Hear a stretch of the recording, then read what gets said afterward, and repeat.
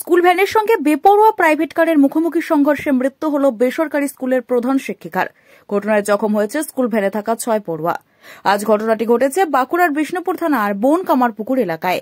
দ্রুত আহত পড়ুয়া সহ 2 গাড়ির আহত চালককে উদ্ধার করে বিষ্ণুপুর সুপার স্পেশালিটি হাসপাতালে নিয়ে যাওয়া হয়। জানা গিয়েছে, মৃত প্রধান শিক্ষিকার নাম রুমা বিশ্বাস। স্থানীয় সূত্রে জানা গিয়েছে, বাঁকুড়ার জয়পুরের দিক থেকে একটি অমনি ভ্যানে বেশ কয়েকজন পড়ুয়া প্রধান শিক্ষিকা রুমা বিশ্বাসকে নিয়ে বিষ্ণুপুরের একটি বেসরকারি স্কুলে যাচ্ছিল। স্কুল পড়ুয়াদের ভ্যানটি আরামবাগ বিষ্ণুপুর রাজ্য সড়ক ধরে বিষ্ণুপুর থানার বন কামারপুকুরের কাছাকাছি আসতেই উল্টো দিক থেকে বেপরোয়া গতিতে যাওয়া একটি বেসরকারি গাড়ি সজোরে গিয়ে মুখোমুখি ধাক্কা মারে ভ্যানটিকে।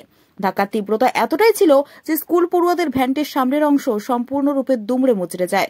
ঘটনায় গুরুতর জখম হয় ভ্যানে থাকা 6 পড়ুয়া সহ সকলেই। দ্রুত স্থানীয়রা ঘটনাস্থলে ছুটে এসে দুর্ঘটনাগ্রস্ত ভ্যান থেকে আহত পড়ুয়া চালক ও প্রধান শিক্ষিকাকে উদ্ধার করে বিষ্ণুপুর সুপার স্পেশালিটি হাসপাতালে নিয়ে যায়। সেখানে আহত প্রধান শিক্ষিকাকে মৃত বলে ঘোষণা করেন চিকিৎসকেরা। বিষয়টা হচ্ছে, আমার প্রতিবন্ধী অফিস আছে জয়পুরে। আমি অফিসের মধ্যে এসেছিলাম, রাত কোনটা থেকে মানে ওষুধ দোকান থেকে খবর পেলাম যে অ্যাক্সিডেন্ট হয়েছে। এরপর আমি জয়পুরে পিএসসি অফিসে থানাতে এলাম, খবর নিলাম, বলছে আমাদের এখানে ঘটনা হয়নি।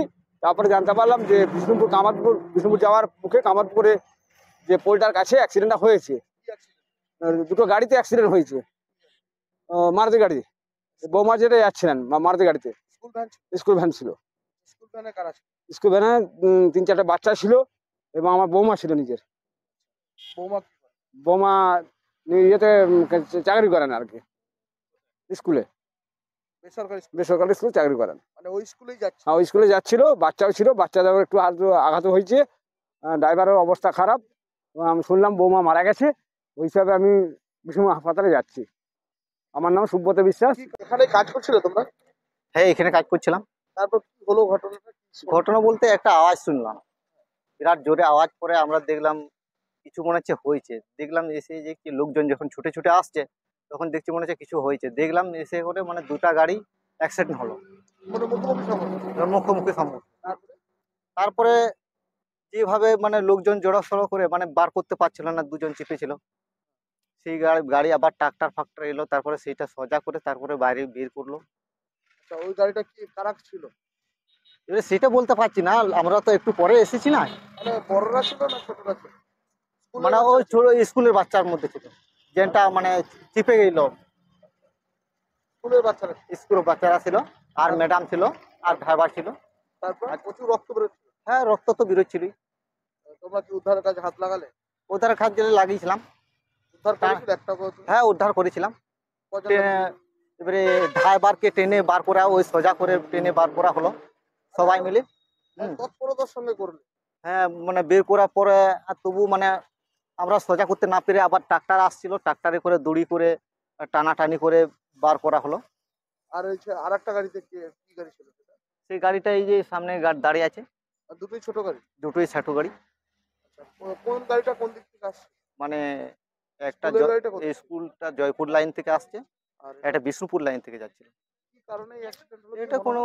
এইটা অ্যাক্সিডেন্ট কারণ অত বলতে পারছি না, মানে রাস্তা তো মানে কোনো ওদের মধ্যে কি যার হোক ভুল ছিল, ওই কারণে হয়েছে।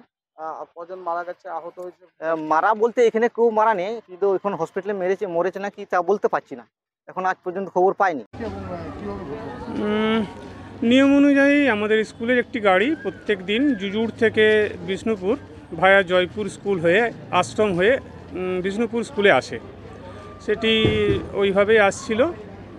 তাতে ওই গাড়িটিতে আশ্রমের 2টি বাচ্চা, প্রিন্সিপাল ম্যাম, আরও 4-5টি বাচ্চা থাকে। বিষ্ণুপুর এমআইটি মোড়ের একটু আগে আমাদের ড্রাইভার একটি খড়ের ভ্যানকে ওভারটেক করতে গিয়েছে।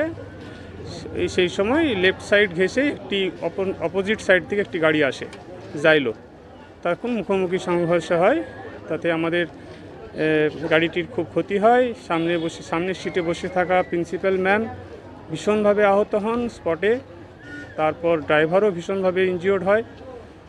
পিছনের বাচ্চাগুলি তেমন একটি লাগেনি, কিন্তু গাড়িটা পাল্টি খাওয়ার পরে ওদের বের করতে গিয়ে একটু আধটু লেগেছিল। তাদের মধ্যে 2টি বাচ্চা এবং একজন ড্রাইভার এখন হসপিটালাইজড। আর খুব দুর্ভাগ্যের বিষয় যে প্রিন্সিপাল ম্যাম আমাদের মধ্যে আর নেই। তিনি এক্স রে করার সময় মারা গেছেন।